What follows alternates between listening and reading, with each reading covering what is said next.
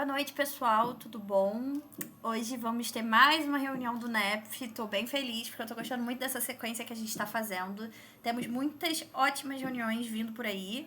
E hoje a gente tá aqui com a Júlia, do Sports Fanfiction. E eu acho que vocês vão gostar muito, muito, muito. Ela já me falou um pouquinho do projeto dela há um tempo atrás, quando a gente teve uma conversa sobre a minha monografia. E foi muito interessante saber um pouquinho, mas óbvio, eu quero saber aprofundadamente. Eu acho que vocês também, senão vocês não estariam aqui. E também o pessoal do YouTube também não estaria aqui no vídeo, então eu acho que vai ser muito agregador para todo mundo que estuda fanfiction saber um pouquinho mais sobre a área de esporte, principalmente sobre hockey. Hockey, que é um esporte que não é muito consumido aqui no Brasil, mas que a gente sabe que tem vários amantes que acompanham a liga, e eu acho que vai ser muito interessante para todo mundo saber um pouquinho, obviamente trazer contribuição também de outros esportes para comparar. Eu acho que vai ser bem interessante.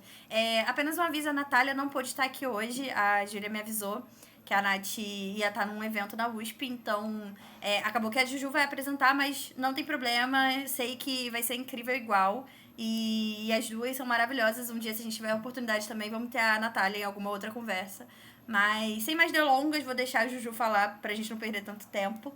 E qualquer coisa, vamos manter aquele mesmo esquema. Se tiver pergunta, pode levantar a mãozinha ou manda no chat, que eu também vou estar mandando aqui, vou estar falando, interrompendo às vezes a Júlia. Juju, se você quiser também no meio dar uma parada pra eles perguntarem alguma coisa, fica à vontade. Mas a gente normalmente sempre deixa o finalzinho aberto pra perguntas, tá bom? E é isso, pessoal. Pode começar, Juju. Tá bom, obrigada, Letícia. Como ela falou, hoje a Nath não está aqui, então sou só eu, mas a gente elaborou tudo juntas. A gente está, acredito que vai fazer agora 2 anos que a gente está na função de fazer essa pesquisa. Primeiramente, porque a gente começou ali pela metade de 2023, quando eu entrei no mestrado e ela já estava no mestrado, só para dar um contexto. Eu estou terminando o mestrado agora na pós-graduação em inglês, aqui na UFSC, em Santa Catarina, Florianópolis. E a Nath terminou o mestrado dela em Ciência da Literatura, no UFRJ, e agora ela está fazendo doutorado lá também. A área de pesquisa principal dela, eu estou falando bastante dela, né, já que ela não está aqui para se representar, eu represento, principalmente, assim, a música, né, mas o hip-hop em específico. A gente começou a pesquisar esportes juntas porque a gente se conheceu antes como fãs de esporte. O Matheus está aqui, ele presenciou todos esses momentos, né, que a gente se conheceu no Twitter, tinha meio que uma panelinha, assim, da galera do Brasil que gostava de hockey, e eu e a Nath, a gente começou a se falar cada vez mais, cada vez mais, cada vez mais. Ela torce pro time dela, eu torço pro meu, não tem tanta... Assim, ela torce pros Bruins, eu torço pros Oilers. Mas um certo dia a gente resolveu que começasse a falar sobre jogadores mais específicos, e a gente percebeu que a gente lia fanfic de um jogador em comum. E eu vou trazer uma foto dele daqui a pouco, mas é um jogador que ele foi desenvolvendo uma proeminência muito grande mesmo, assim, até a gente acabou fazendo uma pesquisa quantitativa mesmo para ver em quais momentos ao longo dos anos da carreira dele ele estava mais ou menos proeminente, né, na O3, que, para quem não sabe, é o Archive of Our Own, que é um dos principais sites de fanfic no contexto anglófono, né? Principalmente de fanfic de Slash, a maioria das fanfics de Slash estão lá. E, bom, juntas a gente percebeu, tudo bem, a gente tá as duas em fanfic do Nolan Patrick, mas o que tá acontecendo aqui, né? Porque esse jogador, ele não é um jogador particularmente proeminente na liga em si. Na verdade, a carreira dele tem sido toda marcada desde o início, né? Pelo que a gente contextualizou no nosso trabalho como fracasso, porque ele acaba, assim, a história dele acaba sendo muito marcada por diferentes lesões, ele desenvolve, né, uma enxaqueca crônica, mas apesar dele perder muito lugar na liga, a trajetória dele não acontecer como esperado, no Fandom, ele tinha muita proeminência. E a gente ficou pensando, tudo bem, então existe, assim, tem que ter algum tipo de razão que explique isso, né? E a gente, muito inculcadas com esse fenômeno, a gente foi atrás disso. Para quem não conhece o Nolan, quem não acompanha hockey, e quem começar a acompanhar agora não vai mais ver ele, porque ele já se aposentou, infelizmente, mas ele é o da frente, né, o número 19 ali. Ele foi selecionado pelo Philadelphia Flyers, depois ele passou a jogar nos Golden Knights de Las Vegas, mas hoje em dia ele já é aposentado, então, né, quem não viu não verá, não verá mais. Mas, pensando então nesse problema de pesquisa principal, assim, de como que a gente justifica a proeminência no fandom de um jogador que não é proeminente na liga, a gente começou a desenvolver, assim, diferentes hipóteses com relação à trajetória da vida dele. no final, a gente acabou transformando num artigo que saiu no TWC esse ano, que se chama What a Bust, Character Selection and the Possibilities of Failure in Hockey RPF, né? E eu botei o print aqui junto com algumas manchetes, assim, sobre a vida do Nolan, né? Que, tipo, ele foi escolhido em segundo lugar, então era para ser uma grande carreira cheia de conquistas e acabou não sendo muito como aconteceu, né? E sendo definida por muitas lesões repetitivas, né? Para quem não está muito familiarizado com hockey, ou especialmente com o fandom de hockey, a gente tem duas classificações principais.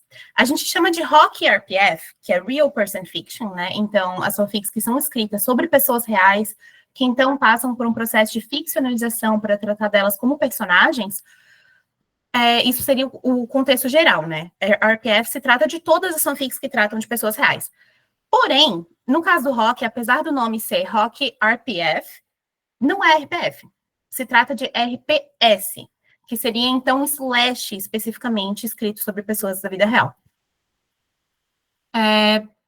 De novo, assim, talvez eu esteja falando para quem já conhece, mas, de qualquer forma, o que seria slash, então, nesse contexto, né? A gente trata de slash como fanfic. Quem conhece o popular, assim, pensa, fanfic gay. De forma geral, é meio isso. Mas claro que ao longo dos anos, né, slash foi um dos primeiros gêneros de fanfic que apareceu, assim, na produção acadêmica sobre fanfic. Ele vai tendo diferentes conotações, diferentes efeitos, diferentes potenciais que vão se desenrolando, né, ao longo das últimas 4 décadas. E pensando, então, que a gente fazia parte de slash, a gente tomou no desenvolvimento dessa pesquisa um pressuposto inicial. Que existem 2 tipos, né? No mínimo, então, 2 tipos de fandom. O que a gente tratou de fandom de esporte tradicional e o fandom de esporte de slash. Claro que quem faz parte dos ambientes de slash meio que sabe que ele costuma ser muito, assim, normalmente são mulheres ou outras pessoas queer que ocupam esses espaços, que vão estar escrevendo essas fanfics e, assim, se relacionando entre como escritoras e como autoras, né? Ou leitoras. Mas não era só isso que a gente estava pensando que dividia, né? Que criava essa divisão entre o fandom tradicional e o fandom de slash, apesar de, coincidentemente, o fandom de slash ser muito marcadamente feminino e muito queer, né?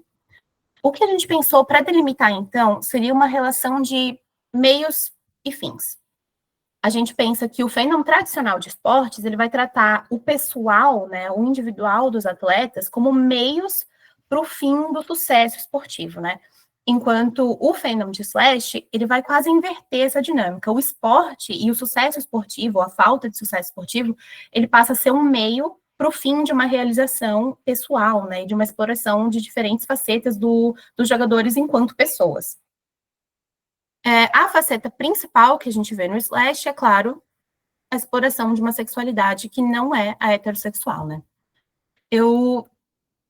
Opa, trocando na página errada. Mas eu peguei aqui uma frase do Jenkins, claro que o trabalho dele é, assim, todo mundo que estuda fanfic já leu e é um dos primeiros, mas o slash tende a ser um gênero que é muito, muito, muito proeminente na literatura sobre fanfic, então o slash tem sido conceituado de diferentes formas, né, ao longo dos anos, mas eu acho que essa definição, ela diz muito, e ela diz muito em relação ao esporte também, né, porque segundo Jenkins, slash tenta estabelecer um contínuo homossocial, homoerótico, como uma alternativa a uma sexualidade masculina que seria repressiva e hierárquica.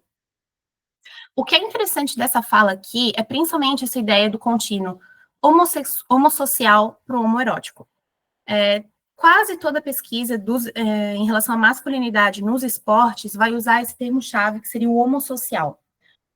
Claro, ele surge, né, cunhado dessa forma, pela relação com a palavra homossexual, mas para criar essa diferenciação. Então, existem as relações homossexuais, mas, de forma muito mais proeminente na sociedade, existem as relações homossociais, que são as relações entre pessoas do mesmo gênero, né, no caso do gênero masculino, que elas vão ser marcadas por tipos específicos de interação. Então, a pesquisa sobre a homossocialidade, ela vai falar que a homofobia, por exemplo, ela é um traço muito forte das relações homossociais entre homens, essa hierarquização entre os gêneros, né? Então, a hegemonia do homem em relação à mulher, a hegemonia da branquitude, todas elas vão ser traços das relações homossociais entre homens. que, coincidentemente, é um traço muito forte do hóquei. Claro que a gente pensa que não só do hóquei, né, mas dos esportes coletivos masculinos no geral, enquanto o lado do homoerótico seria muito característico do slash. E esses dois âmbitos, eles são extremamente separados um do outro, então existe uma fissura gigante entre os dois, né, na mídia normal, em todas as interações, assim, fora da representação do slash. Por quê? A homofobia, né, o papel social da homofobia, ela garante que tem essa fissura entre o lado homossocial e o homoerótico. No slash, que todas essas interações elas vão ser reconfiguradas, né, para mostrar daí relações e interações homossexuais, cria-se um contínuo. Então, a gente está preenchendo esse buraco que seria, né, marcadamente criado pela homofobia com outros tipos de interação sexual entre homens e outros tipos de formas de se relacionar, né, de forma a criar um contínuo. Só que, tudo bem, a gente pensa que tem muitos jogadores. Por que existe o desejo de criar um contínuo sobre esse jogador em particular? E aqui a gente entraria, então, na correlação, né, do fracasso do Nolan, que, como eu já falei, assim, a trajetória dele é extremamente marcada por lesões, extremamente marcada por essa ideia de tu não conseguir alcançar as coisas que esperam de você, sabe? Como um modo de vida que é marcadamente queer e creep. Eu vou explicar esses dois termos, né, um pouquinho mais para frente, mas uma primeira colocação é que essa ideia do fracasso, eu acho que a gente entende fracasso como uma palavra muito pesada, assim, e às vezes muito no aspecto pejorativo. E claro que, assim, de fato, é mesmo, né? Mas essa relação do fracasso como um modo de vida queer e um modo de vida creep, que eu vou explicar mais para frente, assim, os conceitos, ela é uma associação histórica, né? A gente não está falando isso de forma, assim, essencialista, tentando naturalizar essa relação, mas marcando que, ao longo da história, essas duas, assim, essas duas esferas, né, do fracasso das narrativas neoliberais, e de tu não conseguir alcançar o sucesso, seja ele, assim, sucesso reprodutivo, sucesso financeiro, sucesso na heterossexualidade, sucesso em realizar os rituais, né, de um corpo que funciona, que é capaz, elas estão historicamente ligadas com as narrativas queer, com as formas de vida que não se adaptam, né, aos padrões normativos. Então, a gente pensou, tudo bem, o que explicaria a proeminência desse personagem que é tão que é tão fracassado? E a gente ficou, é exatamente isso que explica, né? A resposta está na própria pergunta. É porque ele não dá certo no espaço do hóquei que as fãs que já queriam rejeitar todos esses, assim, os pilares da homossocialidade do hóquei, pegam ele para ser um personagem protagonista, né? Então, para quem não tem tanta familiaridade, o queer ele vai funcionar de duas formas, né? Claro que no vocabulário comum a gente ouve o queer como um termo guarda-chuva que se refere a quase todas as sexualidades, né?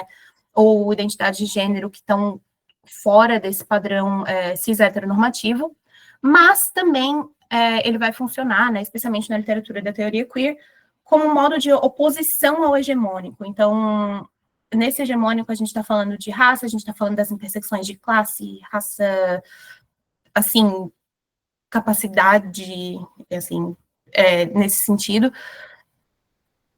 E são formas de vida que não se adaptam a isso. E não só não se adaptam porque elas falham em se adaptar, mas que a partir desse fracasso elas buscam rejeitar mesmo, assim, se opõem, uma relação de oposição.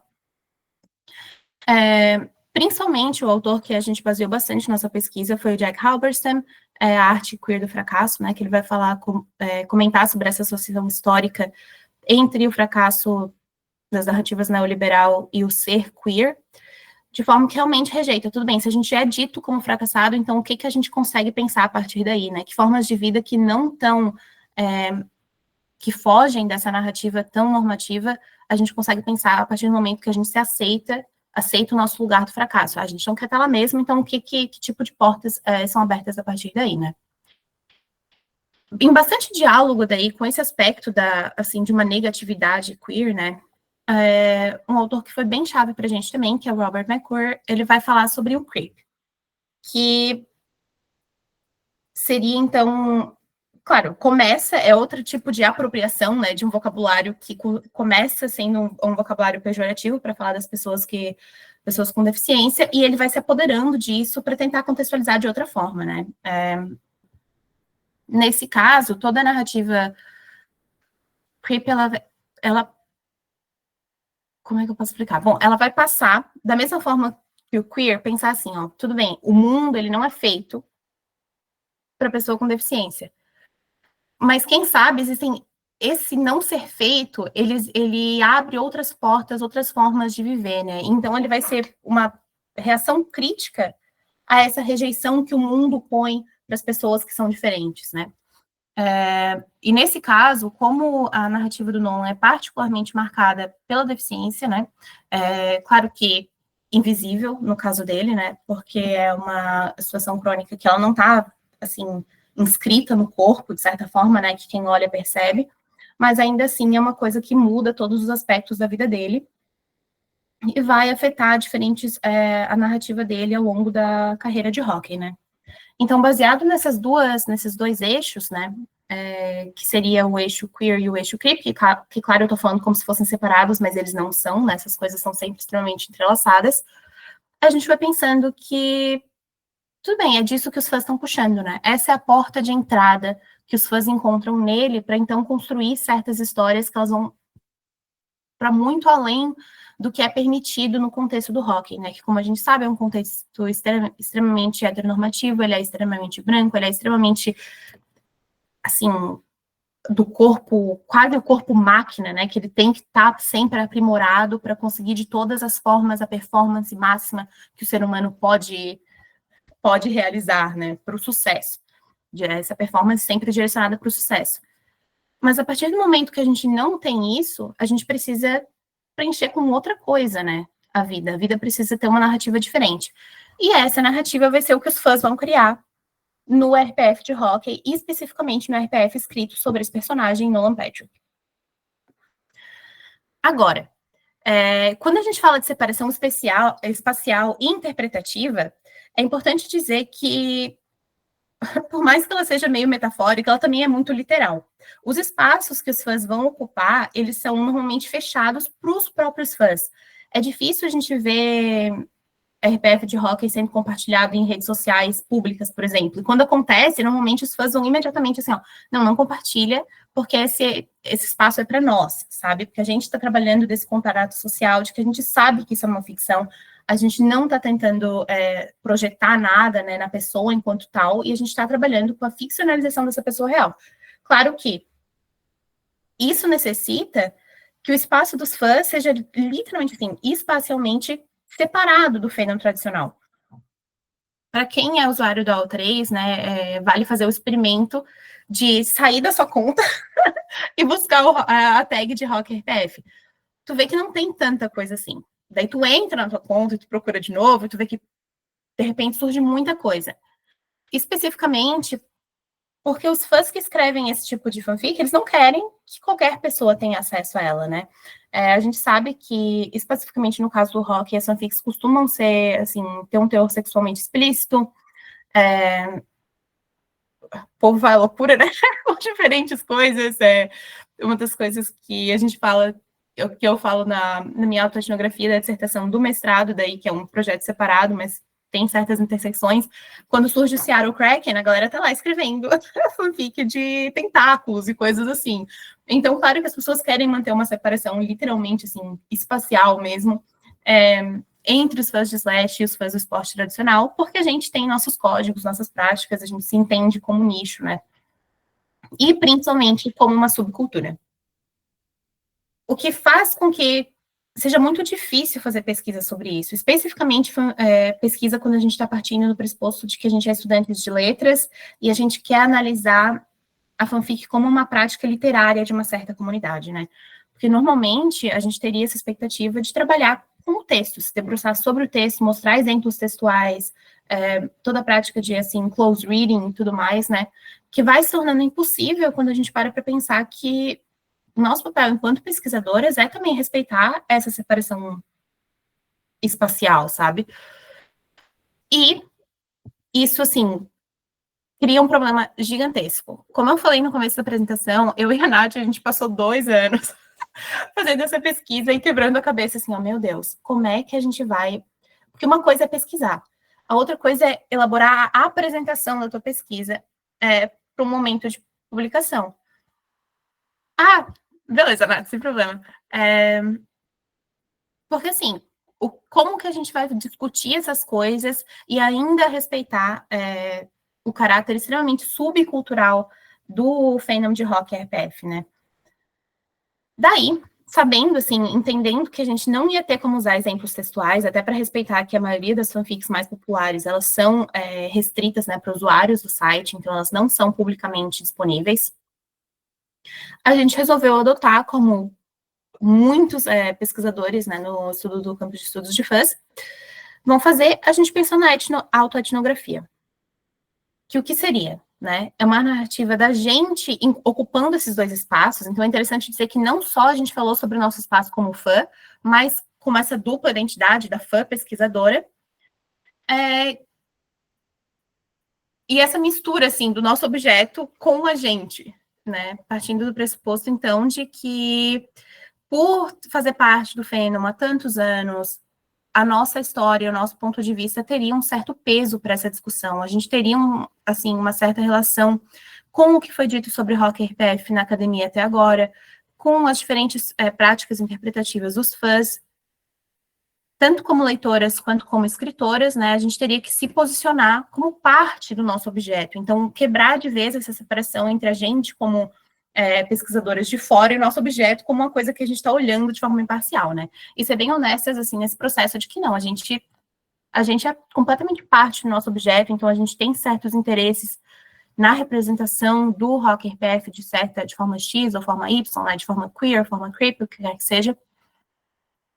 Então, a gente contextualizou a autoetnografia como um método making do, né? Já que a gente não tem o que a gente mais gostaria, que seriam exemplos sexuais, a gente vai fazer o que a gente tem. O que a gente tem é a nossa experiência, a nossa narrativa enquanto parte dessa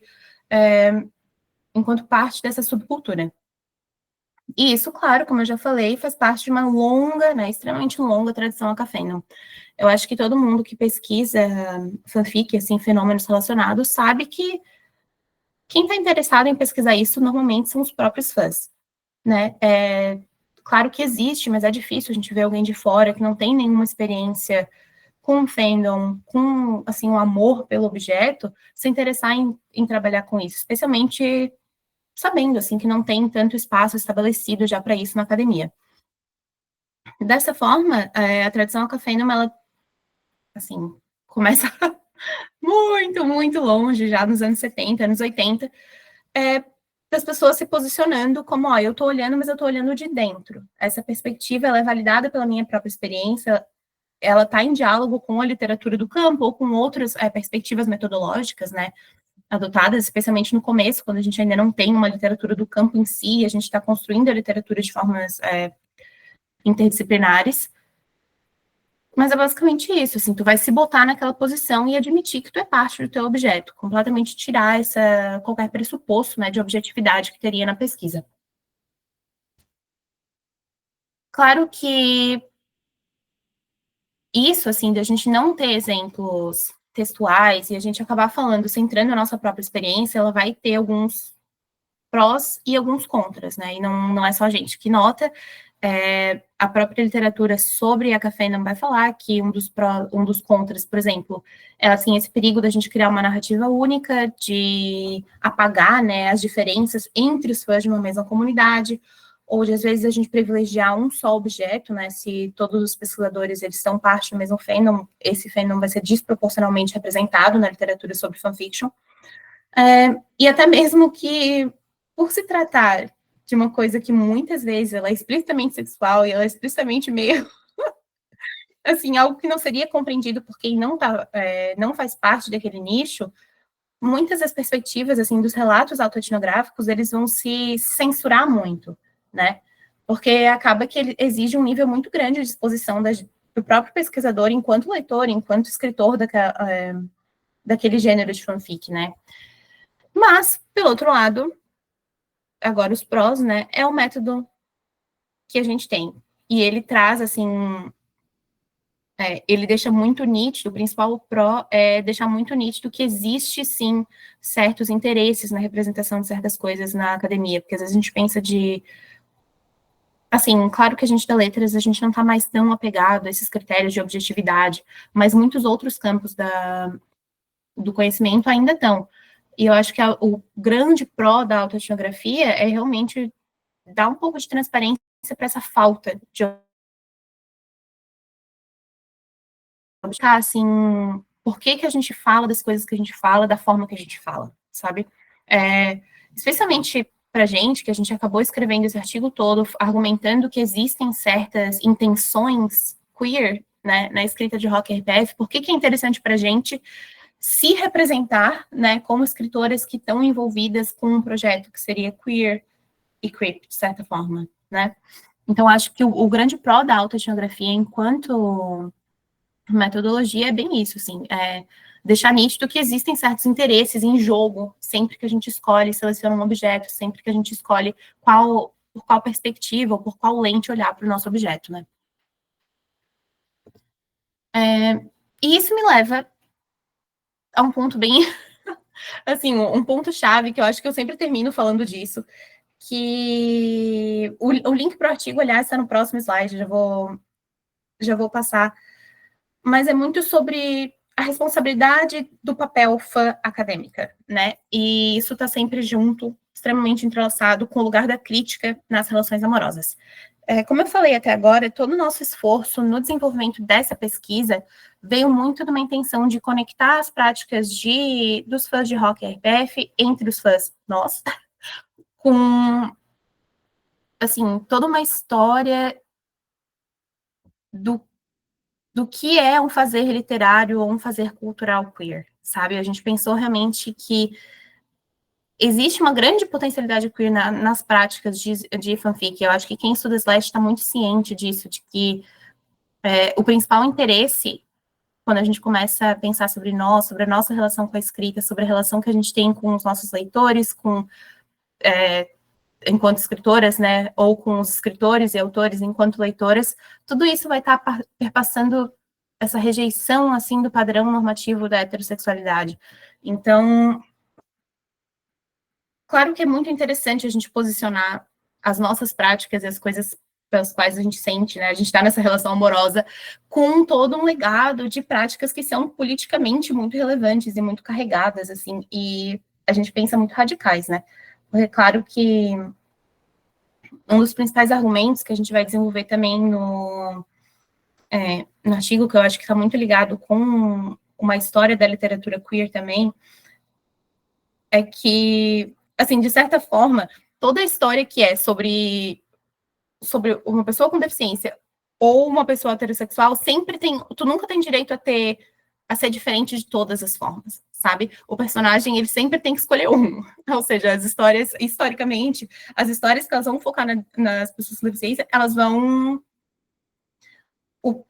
vencer de outra forma. E, normalmente, essa forma de vitória vai ser assim, nossa, temos muito sucesso na heterossexualidade. Então, normalmente, são histórias de amor, que termina com aquele, assim, uau, o grande casal encontrou o amor heterossexual, nos seus padrões extremamente normativos, no fim dessa história. Então, um fracasso, por assim dizer, sempre vai ser, assim, feito pelo outro. A mesma coisa, a pessoa fracassou no amor, né, no amor heterossexual, que é aquele padrão, tudo bem, porque ela vai ter sucesso em outras formas, né, ela vai sempre estar buscando esses padrões de assimilação, para a gente ser assimilado de alguma forma, assim, nessa matriz hegemônica, e parar para pensar claro, a gente é diferente, mas a gente só é um pouquinho diferente, só enquanto é aceitável, né. E no hockey, especialmente nas fanfics de hockey do Nolan Patrick, a gente percebeu que essa compensação de um pelo outro é deixada completamente para trás, porque é exatamente no entrelaçamento de todos, assim, de vários níveis do fracasso, que os fãs vão realmente chegar nessa grande potencialidade dele enquanto protagonista. Claro que existe um ponto-chave que a gente também discute, que é que o hóquei é um esporte marcadamente branco, né? Então, claro que existe a gente pensa, não tem nada compensando. Claro que tem, né? Acaba que as narrativas da branquitude, elas acabam sendo o grande compensador de toda a diferença, porque é uma diferença aceitável, enquanto ele, como protagonista branco, ali dentro daquele contexto.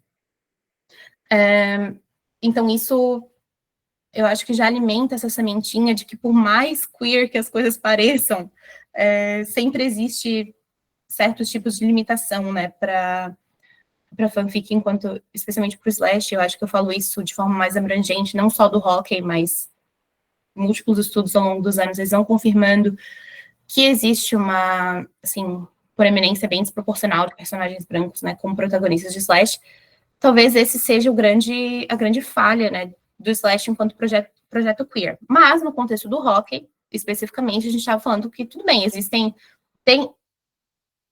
tudo bem, não estava tudo bem. Mas esse é é uma coisa que está ali de pano de fundo para todo o contexto de hockey, né, que a branquitude acaba sendo extremamente um grande alicerce do esporte, talvez, nesse contexto, mas que existem outras formas de ser queer que estão entrelaçadas, né? Principalmente, então, esse ser da pessoa com deficiência e do ser da pessoa que rejeita a heterossexualidade na fanfic. Só que, e daí, agora, isso tudo foi desenvolvido com a Nath, assim, a gente juntas tentando, quebrando a cabeça de tal, o que estão fazendo de potencial, quais são as limitações desse gênero, quais são os potenciais. No nosso projeto conjunto, foi bastante isso. Quando eu fui fazer minha dissertação no mestrado, que é sobre um tema, assim, é o mesmo tema, mas não é mais sobre o Nolan Patrick, daí ainda é sobre a RPF de hockey, né? Eu fui para o outro lado, assim, tudo bem, a gente pensa que todas as práticas de fãs, elas vão ser polissêmicas, né? Elas vão ter um grande número de significados para as pessoas envolvidas, elas vão ter um grande número de efeitos para as pessoas envolvidas, e nesse sentido, eu tenho tentado cobrir todos os lados. Então, por um lado, a gente vai para os potenciais, para o outro lado, a gente pensa nas limitações, né? E talvez eu acrescentei isso, porque eu acho que isso é a parte mais importante de levar para frente enquanto pesquisador dos estudos de fãs e dos estudos da fanfic, né? E claro que, opinião pessoal, assim, cada um é responsável pela sua própria pesquisa, mas a gente pensa que todas as relações entre os fãs e os seus objetos, né, elas vão ser relações amorosas. Quem faz parte de um fandom sabe quanto tempo a gente passa pensando naquilo, quanto aquilo muda nosso humor, quanto aquilo influencia as nossas relações, as pessoas que a gente conhece, as pessoas, assim, amizades, romances, o que quer que seja, né? Elas são relações profundamente amorosas e esse amor, ele é o que nos leva, né, de passar do papel só de fã para o papel de fã acadêmico, né, que é o amor por esse objeto e o valor que a gente passa a ver nele enquanto objeto, não só agora de fã, mas de pesquisa, por causa dessa relação de fandom, né. Mas como conciliar isso com o fato de que a, a pesquisa sobre fanfic, ela não dá para ela ser só positiva, né? No sentido de, claro, é muito legal a gente falar sobre todos os potenciais queer do rock RPF, ele tem inúmeros. É claro que o que a gente apresenta aqui em relação ao Nolan Patrick e esse entrelaçamento, assim, das formas de formas diferentes de viver, né? Trazidas pela experiência do fracasso, é uma delas, né? É um dos articulações queer, assim, que podem surgir do slash. Mas existem muitas formas que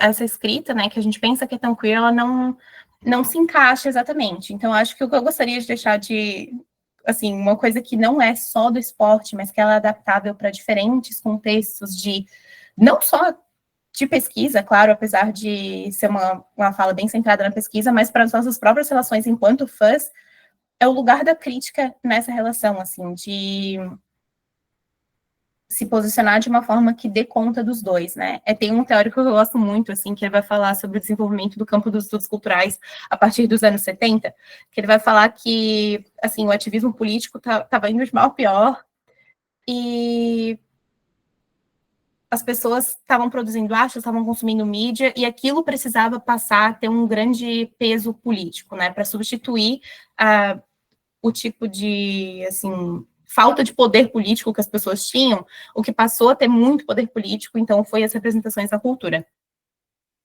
E nesse sentido, muitas das pessoas que estavam pesquisando cultura começaram a virar dessa forma assim de não, mas o potencial político está aqui, está singularmente aqui e para o bem, assim. Tudo tem, se a gente olhar bem, todas as coisas da cultura que todo mundo tem acesso, de fato, elas têm muito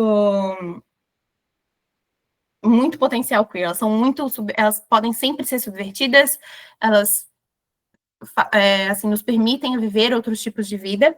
E isso é um padrão, assim, que começa nos anos 70 nos estudos culturais, mas ele segue o início todo do campo dos estudos de fãs, né?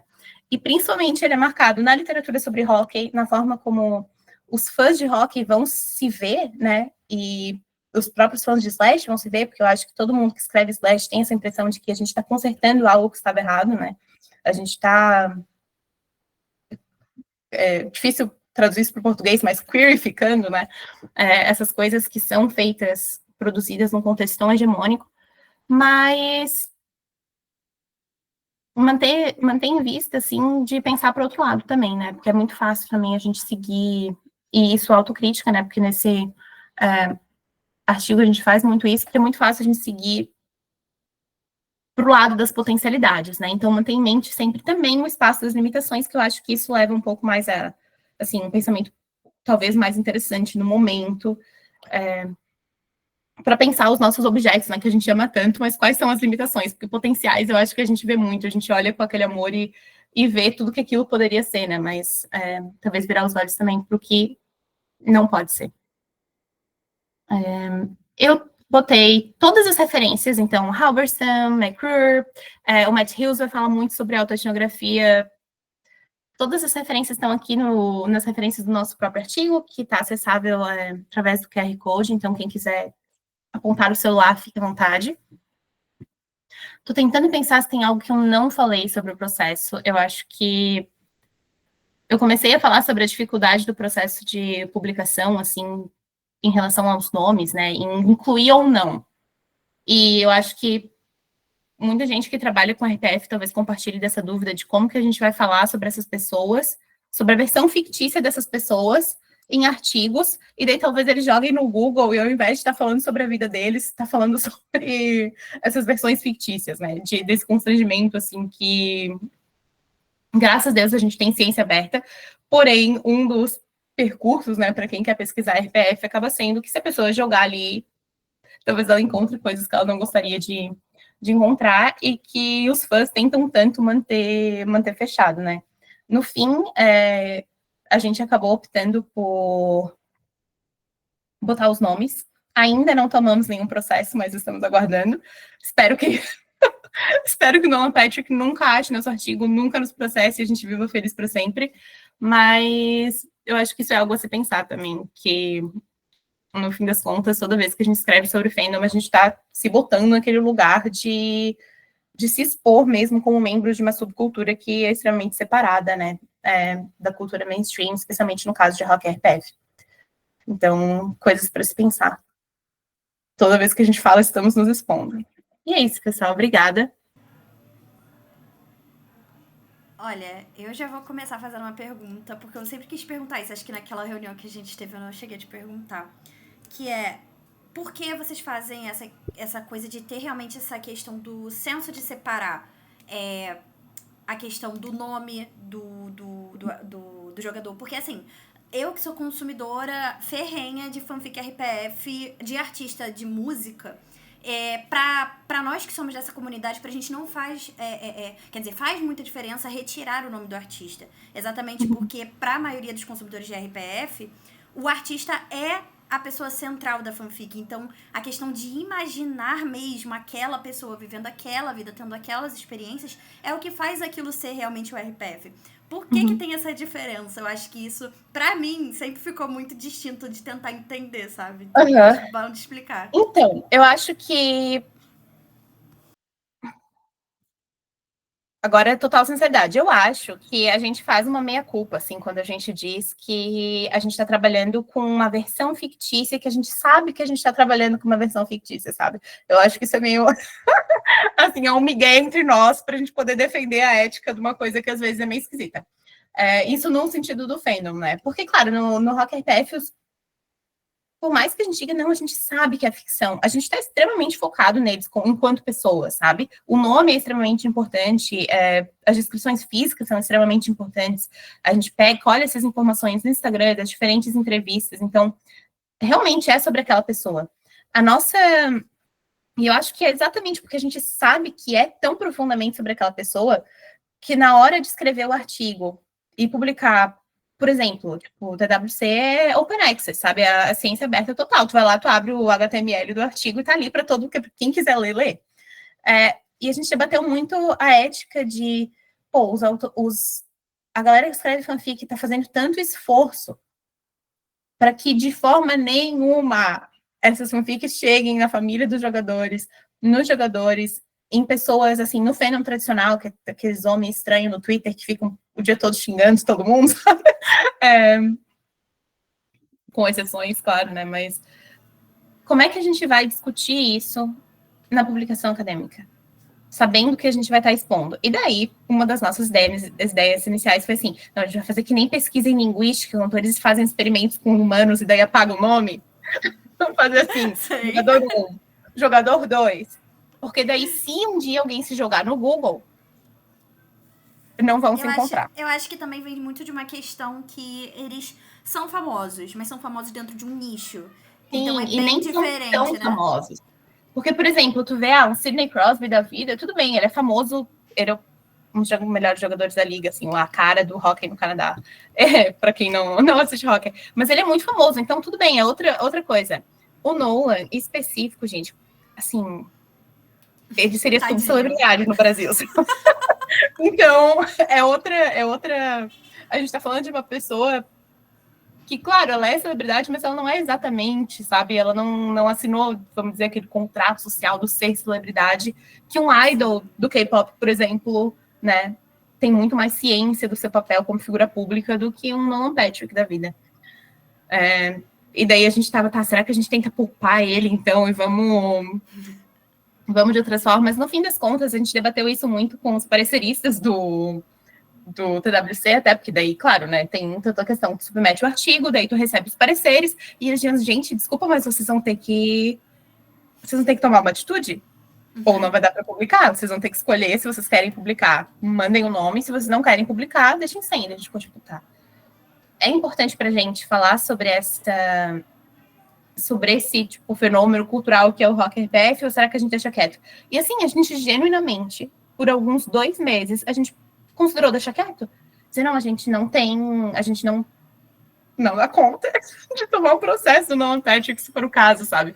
Vamos deixar esse artigo de lado e não falar mais sobre isso. Daí, no fim das contas, a gente debateu. Assim, tudo bem. Eu acho que tem uma coisa muito louca sobre quem é artista, independente seja subcelebridade ou não. Eles sabem que estando nas luzes do show, eles vão ser pegos a qualquer momento pelo fanfic. Todo mundo sabe disso. Até hoje em dia, se a gente olhar até a porcaria do Big Brother, que é o Big Brother, criou uma fanfic dentro do Big Brother. Então, assim, eu acho que eventualmente ele saberia, tá? Só pra te tranquilizar, ele saberia, mesmo ele sendo uma subcelebridade, mas da subcelebridade. E eu acho que, assim, é pesquisa. Pesquisa é muito diferente de realmente você pegar e realmente deixar aquela pessoa numa posição em que ela sabe que ela não é daquele jeito e ela repudia aquilo, tipo, em questão de preconceito, principalmente questão de preconceito. Mas eu acho que, nesse caso de vocês, cara, o trabalho de vocês é maravilhoso exatamente porque vocês pegam, mostram não só da parte de dentro do que vocês fizeram, do que vocês gostaram de fazer, do que vocês viram que era importante trazer à tona para a área acadêmica, como também até mesmo a própria área acadêmica receber isso como, sei lá, uma porta de entrada para quem é fã de hockey, sabe? Para quem realmente escreve fanfic, ou para quem é até mesmo mulheres que não falam muito sobre isso, porque tem medo exatamente dessa comunidade ser extremamente branca e extremamente machista, porque tem muito mais homens que gostam de hockey do que mulheres. Então, eu acho que abre portas para outras pessoas se identificarem, e não só pela questão do slash, mas também para se identificar dentro do esporte. Falo isso porque sou uma pessoa que consome fanfic de futebol.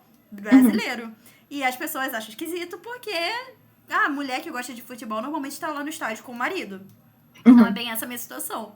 Então, e também, obviamente, tem toda a questão de que no Brasil o futebol é um esporte tão grande que as pessoas que jogam futebol, independente até mesmo se for de um time muito conhecido ou pouco conhecido, ela vai ser famosa e ponto. Então, tem muito essa questão de, tipo, se eu fizesse um tipo de trabalho parecido com o seu, não chegaria a eles. Eles não pesquisariam, até porque qual é o jogador que está interessado nesse tipo de pesquisa? Não vai estar. Mas eu sei que lá nos Estados Unidos tem uma cultura muito mais forte de fanfic.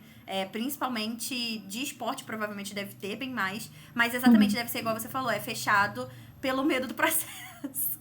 E eu não julgo, eu sei como é que é isso, eu imagino. Uma coisa que tu comentou que a gente ficou pensando também foi a questão dessa divisão de trabalhar o tradicional e o slash. Porque, claro, que a principal divisão que vem na cabeça é a de gênero, né? De tipo, o slash, então, é a forma que as mulheres vão lidar com o esporte e o tradicional é masculino. Mas a gente pensa, por exemplo, eu e a Nath, a gente é fã da forma tradicional também, sabe? Tipo assim, tem dias que eu fico assim, meu Deus, morram todos, contanto que os Oilers ganhem, se vocês quiserem explodir, sabe, as pessoas, tudo bem. E ela, a mesma coisa com os Bruins. Cara, Então é tipo... mas aí é que tá, é muito louco. Eu também sou essa fã de futebol, porque eu sou flamenguista, cara. Isso assim, Sim. eu vou pro jogo de futebol e fico xingando os caras que tá lá. Caraca, que merda, era pra ser uma falta, isso aqui, eu xingo o juiz. Só que eu acho que tem uma diferença muito grande entre ser essa fã e ser a fã escrita, da escrita do fanfic. E é exatamente essa a diferença que as pessoas, principalmente os homens, notam quando a gente fala que, eu gosto muito de fanfic de futebol. E os caras, fanfic, eles já diminuem, exatamente porque é um gênero literário basicamente, majoritariamente liderado por mulheres. E aí começa toda a misoginia e o preconceito contra nós. Sim, e assim, eu acho que uma coisa, e é um tipo de subjetificação do jogador por um fim que não é o esporte, que é, assim, mal vista, né? Que é uma prática que, mesmo quando a mulher tá tentando adentrar o fandom tradicional de esportes, eu quero estar no estádio, eu quero...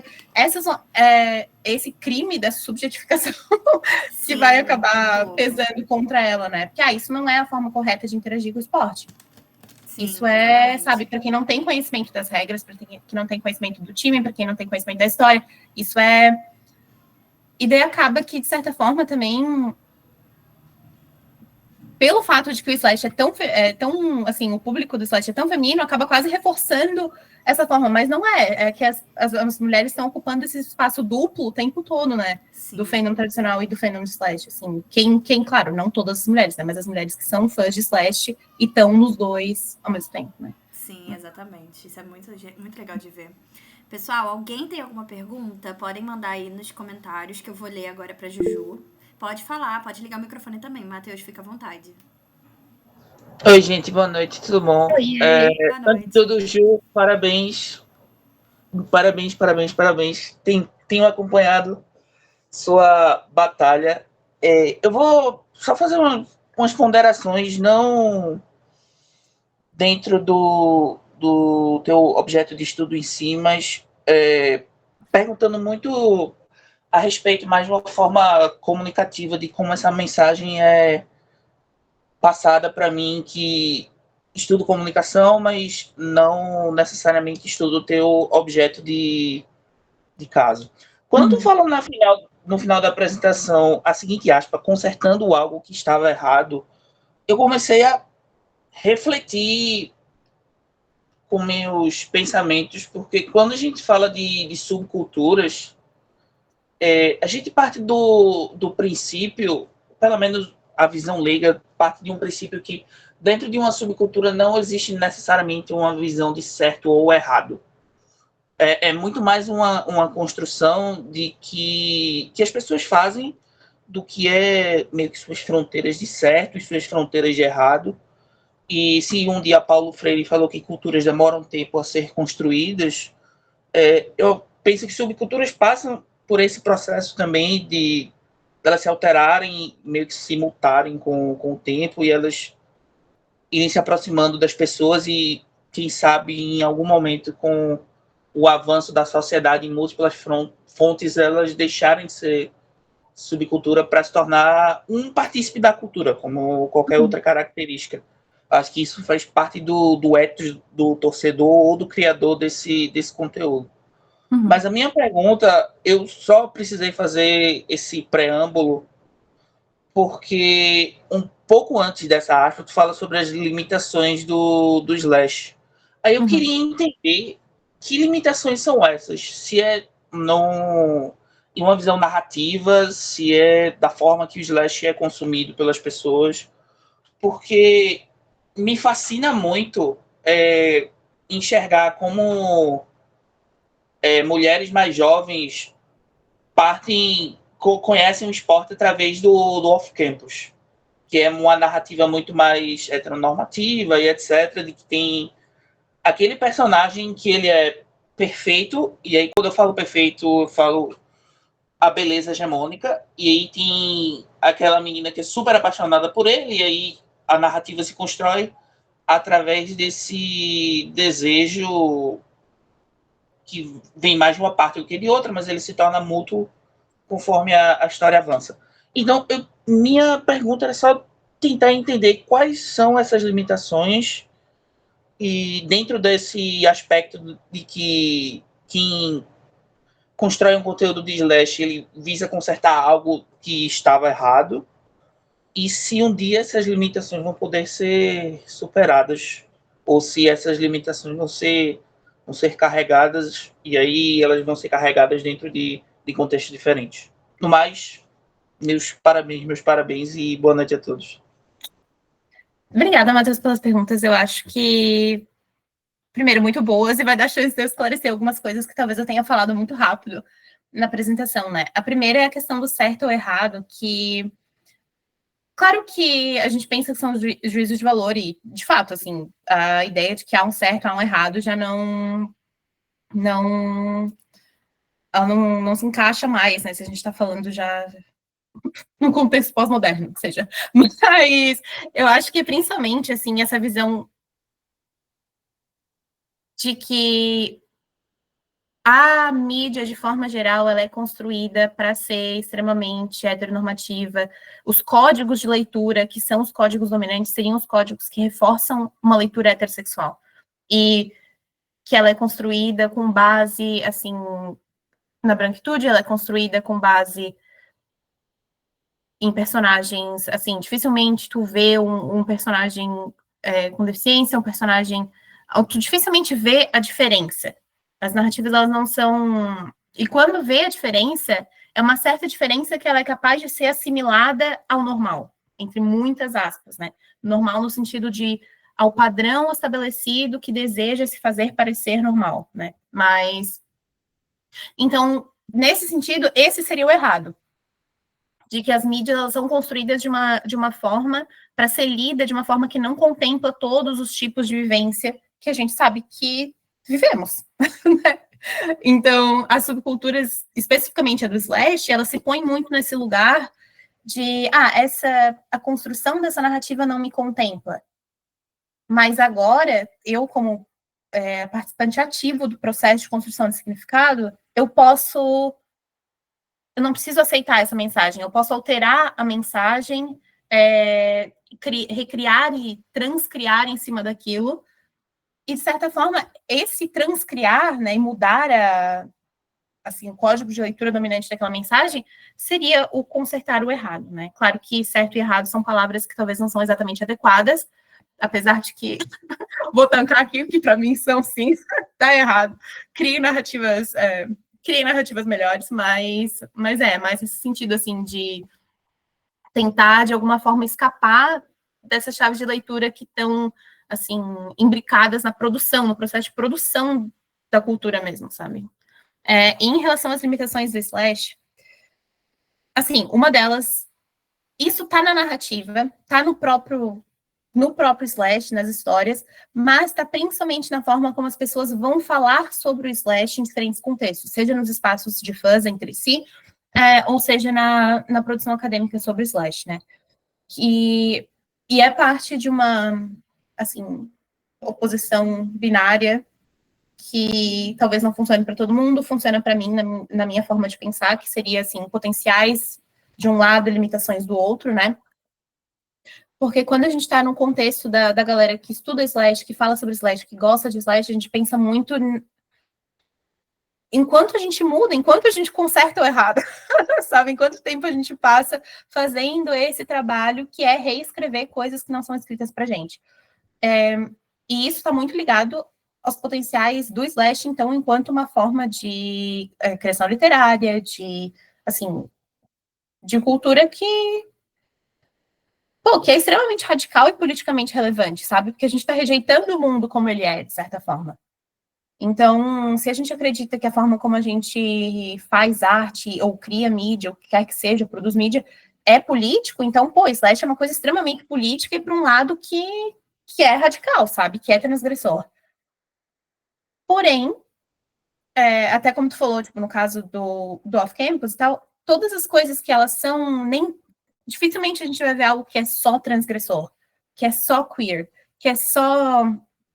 E isso eu tô, assim, a minha proposta inteira do doutorado é baseada nessa divisão, assim, que o Frederick Jameson, que é um, né, crítico literário, entre outras coisas, vai dizer que todas as coisas na cultura, elas são polissêmicas. Então, tudo vai ter esse lado que te chama, que chama as tuas aspirações e esperanças, que organiza os teus desejos, que por um lado são transgressores, e o lado da dominação, né, que é o lado de manter a cultura, o status quo como ele é.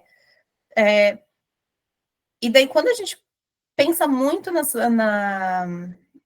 assim, no potencial radical das nossas práticas, a gente não está pensando, talvez, em como certas coisas que a gente faz, a nossa ideia de transformar, na verdade, está mantendo as coisas como ele é. E, tipo, eu ainda não defendi minha dissertação, então talvez eu tome sei lá, um tiro ao vivo da banca e esteja tudo errado, assim. Mas o meu principal argumento seria que essa ideia de que a gente pode realmente se opor à matriz hegemônica, ela objetifica a matriz hegemônica de uma forma que nos deixa muito mais, assim, propensos a ser assimilado, porque a gente se recusa a ver que a gente não é só ativo, que as nossas práticas também, elas têm os dois lados, sabe? Então, o que eu quis dizer com limitações foi mais isso, assim. Então, e a minha proposta, né, porque eu sei que a gente tem uma proposta de como resolver isso, seria um projeto de autocrítica do pensamento sobre slash, né, que a gente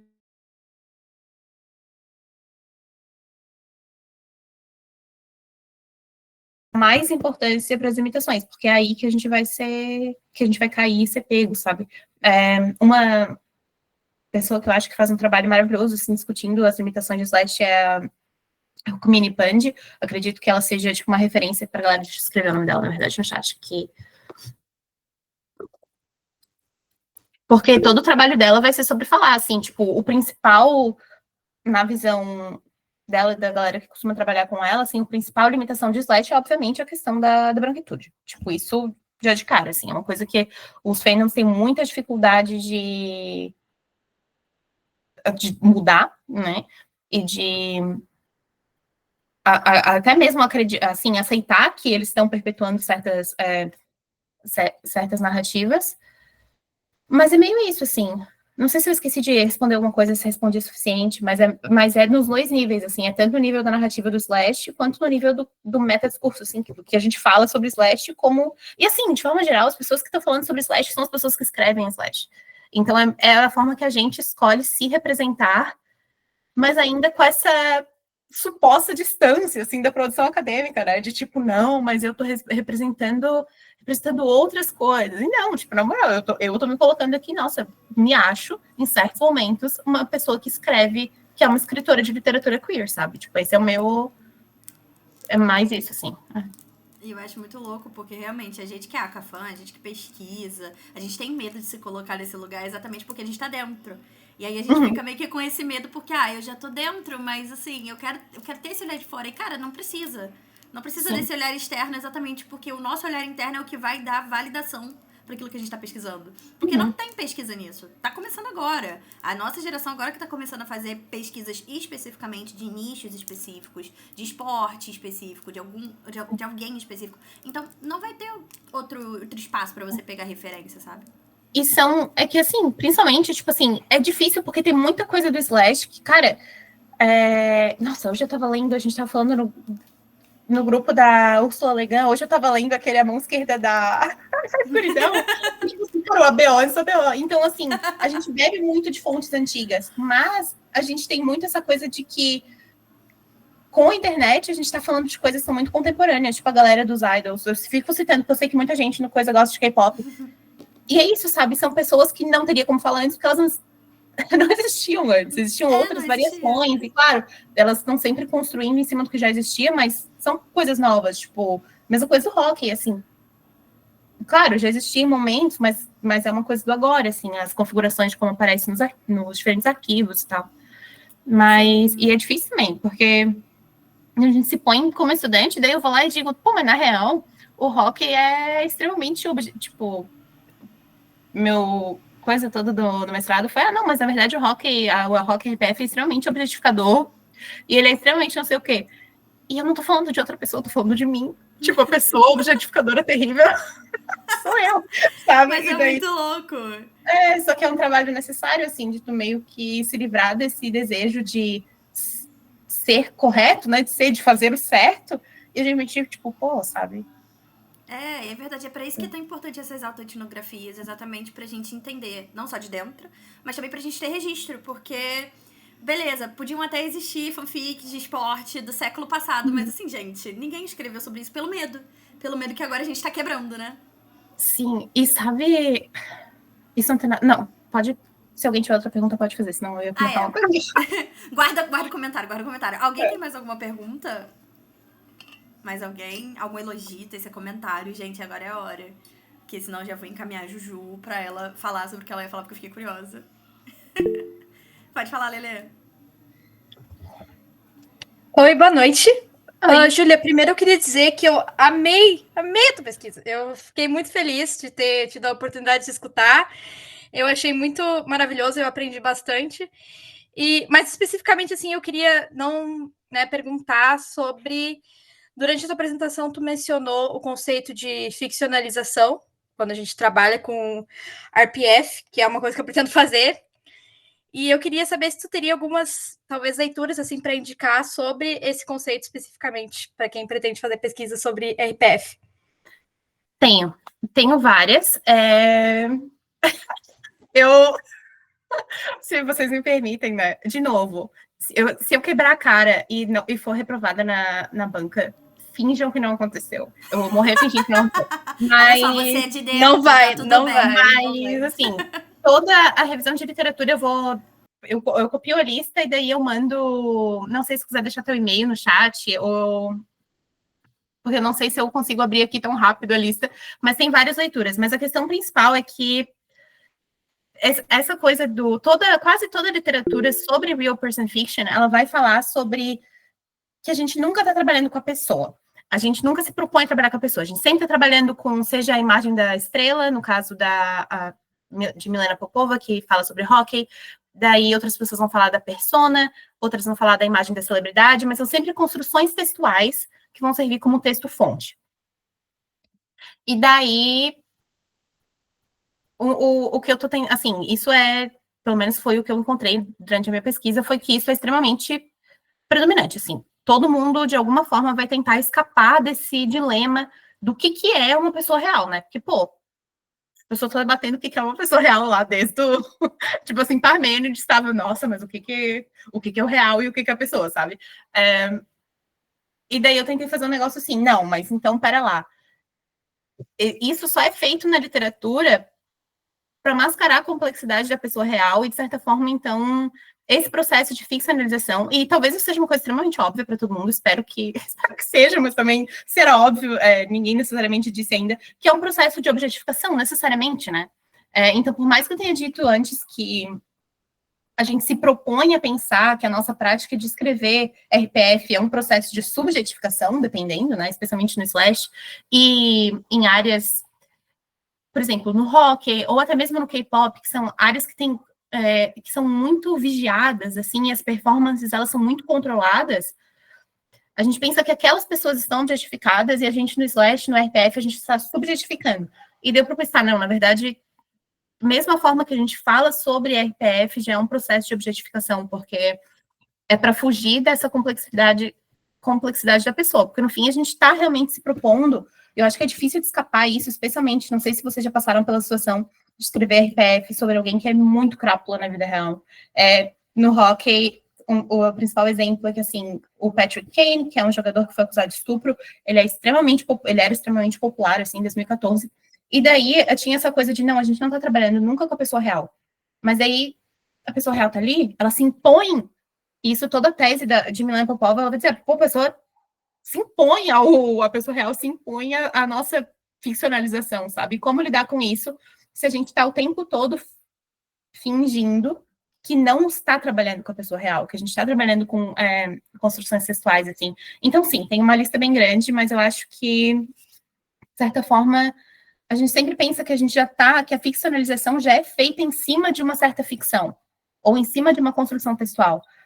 E daí, espero que dê certo. O que eu estou tentando falar é que, na verdade, não. A gente está ficcionalizando a pessoa, mas aí uma pessoa performativamente constituída, blá, blá, blá, sabe? Outro tipo de pessoa que não é a pessoa unidade, transcendental, que existe, que é coerente, que a gente conhece, sabe? Mas a gente está num processo de ficcionalizar a pessoa mesmo, né? É só uma questão de mudar os termos do que quer dizer ser pessoa.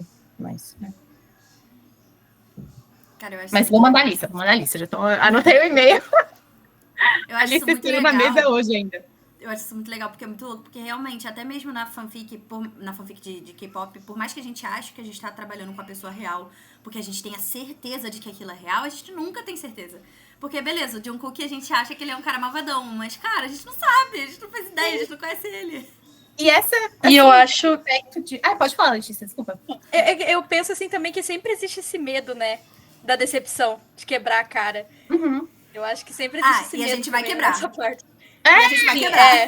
Acontece. Porque a gente nunca sabe o interior daquela pessoa. Eu digo isso porque, por exemplo, tem um caso de um cara que fez parte porque saiu do NCT, que é um grupo de K-pop muito famoso lá na Coreia. E assim, gente, ele cometeu realmente atos de abuso sexual contra meninas mais jovens. E assim, gente, as pessoas amavam ele. Ele era um doce. Pra todo mundo ele era um doce. Mas por trás a gente nunca sabe como a pessoa é de verdade. E isso realmente a gente quebra a cara. Acho que o Matheus vai saber da minha situação, assim, que eu era muito, muito fã de um flop ridículo. Se o Matheus estiver até rindo do outro lado da câmera, fique à vontade. Apesar de que, não, mas eu era muito, muito fã, gente. Eu viajei pro Canadá e fui ver ele grudado no vidro, assim, ai meu Deus! E daí ele foi, tipo assim, indiciado num caso desumano, assim, a coisa mais desumana que tu pode fazer, ele tava ali fazendo, sabe? Mas eu acho que esse rolê do a gente não conhece o interior é muito chave. Porque não é que a gente não conhece o interior dessas pessoas porque a gente não conhece elas, mas porque o interior de qualquer pessoa é inconhecível, sabe? E daí, quando a gente parte desse pressuposto de que a pessoa, enquanto produto, assim, enquanto coisa, ela não existe, a gente percebe que todo o trabalho de falar sobre a pessoa, de buscar um vocabulário sobre a pessoa no contexto de RPF é objetificante. Sim. Porque a gente precisa, de alguma forma, achar uma solução para falar de algo que não é presença, né? Que é ausência, então... Sim. Fica à vontade, Matheus. Desculpa, mas aí essa fala, eu acho que desperta uma pergunta que pode ser a chave do negócio. Qual é a fronteira, ou onde começa a fronteira entre a subjetificação de algo e a objetificação de algo? Eu sei que a pergunta é muito bizarra, mas, tipo, aí eu pergunto para a Júlia como produtora de RPF, não necessariamente como pesquisadora sobre o tema, porque a partir do momento que, mesmo inserido dentro de um contexto de uma subcultura, a partir do momento que você escreve algo que subjetifica algo que não é padrão, existe ao mesmo tempo um movimento de que você está objetificando suas próprias vontades e desejos dentro daquele objeto, entendeu? Então, quando você para pensar de que, ao mesmo tempo, algo pode ser subjetificado e objetificado, é uma fronteira que ou ela não existe, ou é uma linha muito tênue. E aí passa a ser uma dicotomia de que quem olha de fora pode observar e não vê um sentido lógico-funcional, entendeu? Eu entendo e sou adepto da teoria de que nem tudo na vida precisa ou deve ou é explicado de uma forma 1 mais 1 é 2. Mas onde é que, se ela existe, onde é que fica essa fronteira entre a subjetificação e a objetificação seja de um personagem ou do estilo RPF como todo? Tá. O meu argumento foi, talvez, não sei se é uma resposta tentativa, porque não sei se estou certo ou não, mas que é tudo é objetificação nesse caso, entendeu? Tipo, a outra parte não, assim, porque mesmo, claro, o vocabulário da subjetificação é meio metafórico, assim, porque não é tornar sujeito, mas é mais, assim, dar um tipo de qualidade processual, de aparência processual para aquela coisa, sabe? Que, tipo, a gente vê um personagem e que é uma coisa, né, um produto, e a gente torna ele uma coisa um pouco mais complexa. Eu entendo que, tipo assim, quando os autores estão falando que slash é uma subjetificação, é uma coisa meio metafórica, no sentido de dizer que subjetificar é dar textura, sabe? Dar complexidade. Mas, ao meu ver, tipo, cara, a prática de RPF, ela tá necessariamente envolvida com processos objetificantes. E daí é uma questão de se isso, assim, não ninguém precisa ser crucificado sabe? Por estar envolvidos em processos objetificantes, mas estamos, então.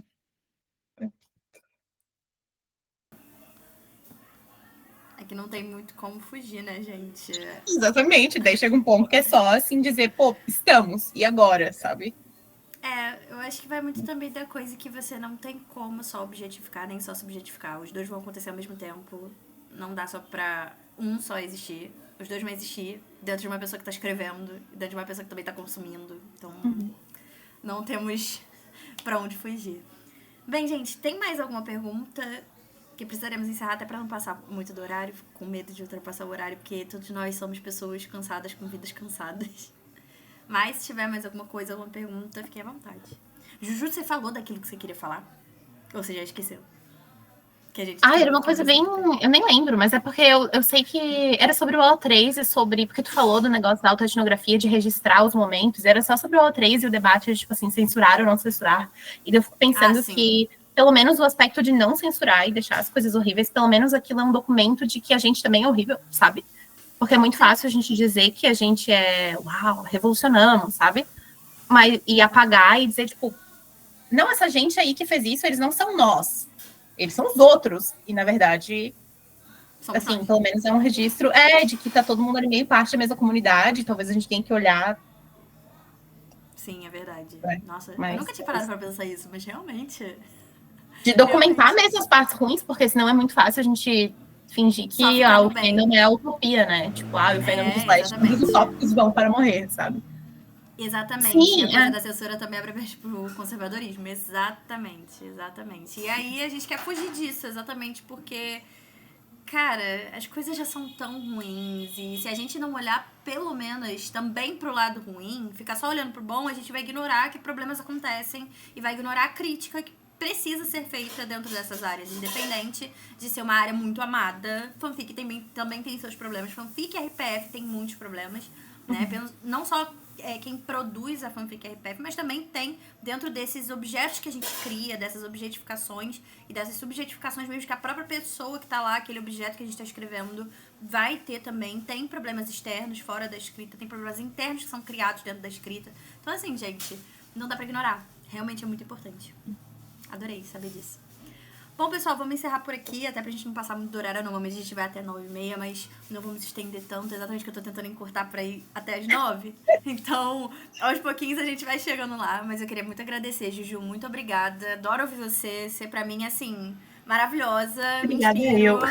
E eu fico muito feliz de ver o NEPF trazendo pessoas que são de dentro do NEPF, seja do grupo de estudos, seja do próprio NEPF mesmo participando, escrevendo coisas. Então eu fico muito feliz de dar voz pra vocês, porque, cara, eu sei o quanto vocês lutaram pra chegar onde vocês estão. E eu estou nesse caminho também, então eu faço ideia de como é difícil. Então eu fico muito feliz de te dar esse espaço. Sabe que é sempre bem-vinda. Espero que na próxima a Nath também consiga vir, porque eu acho que vai ser muito importante. Vai conseguir. E, enfim, pessoal, obrigada também por ter assistido. A presença de vocês sempre é muito importante. E é isso, ó. Próximo, deixa eu checar aqui, porque eu adoro dar um spoiler. Eu sou rainha do spoiler. Eu gosto de receber e gosto de dar spoilers. Mas eu queria falar pra vocês qual vai ser a próxima reunião, porque eu acho que vai ser interessante, né? E a próxima reunião vai ser sobre memória e fandom, que vai ser uma das nossas escritoras daqui do núcleo, né? A Mariana. E assim, gente, memória e fandom é uma parada muito louca de você parar pra pensar. E quando ela me mostrou a pesquisa dela, eu fiquei, oh meu Deus, que incrível. Então, vai falar muito sobre essa questão mesmo de arquivamento, do que é memória, o que é memória dentro do fandom, o que é essa diferenciação entre o que temos como consenso sobre aquela pessoa, aquele personagem. Então eu acho que vai ser muito interessante vocês participarem, então venham, por favor, vai ser muito incrível. E vai ser no dia 22 de maio, tá bom? Lá pro finalzinho do mês, daqui a 15 dias a gente se encontra de novo, tá bom? Obrigada, gente, boa noite, beijo, obrigada.